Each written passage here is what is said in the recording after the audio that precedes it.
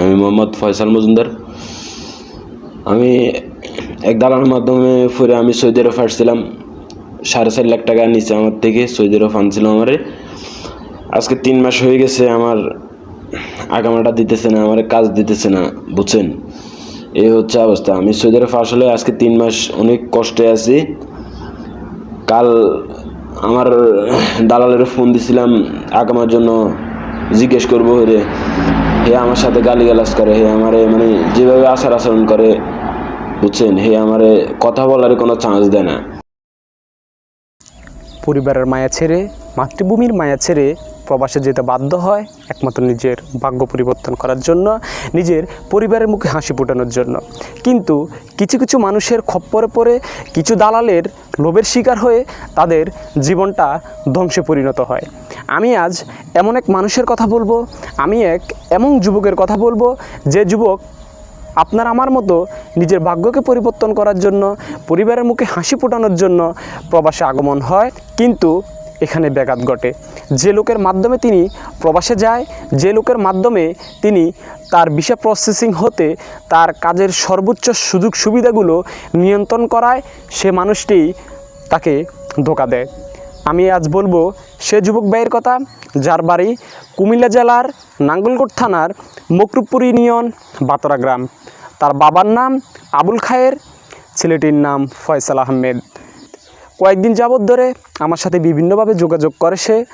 আমি আমার সময়ের কারণে সময় দিতে না পেরে তার বিভিন্ন ভয়েস, তার বিভিন্ন ভিডিও শুনে আমি খুবই কষ্ট পেয়েছি, যার কারণে আমি আজ ভিডিওটি নিয়ে আসা। আমি বলবো সে মানুষগুলোকে যারা এই ছেলেটিকে আজ পথে বসিয়েছে, যে ছেলেটি নিজের ভাগ্য পরিবর্তন করার জন্য, পরিবারের মুখে হাসি ফোটানোর জন্য পরিবার এবং মাতৃভূমি ছেড়ে প্রবাসে গিয়েছিল, আপনারা কিভাবে এই ছেলেটির সাথে প্রতারণা করলেন। আমি সে মানুষগুলোকে দৃষ্টি আকর্ষণ করতে বলবো, সে মানুষগুলোকে বলবো এই ভিডিওটা যদি আপনাদের চোখে পড়ে একটু নিজের বিবেককে খাটান। আপনারা হয়তো এই ছেলেটিকে বিদেশে নিয়ে আপনারা হয়তো এই ছেলেটির মাধ্যমে 2-1 লাখ টাকা খেতে পারবেন। কি হবে এই 2-1 লাখ টাকায়?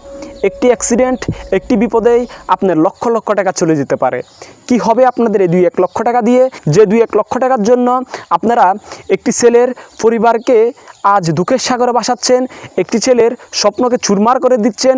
যে ছেলেটি প্রবাসে গিয়েছে আমাদেরকে ভালো রাখার জন্য, যে ছেলেটি প্রবাসে গিয়েছে নিজের ভাগ্যকে পরিবর্তন করার জন্য, আপনি সেই ছেলেটিকে কষ্ট দিয়ে, সেই ছেলেটিকে কাঁদিয়ে ভালো থাকতে পারবেন না। দয়া করে ছেলেটিকে আর কাঁদাবেন না।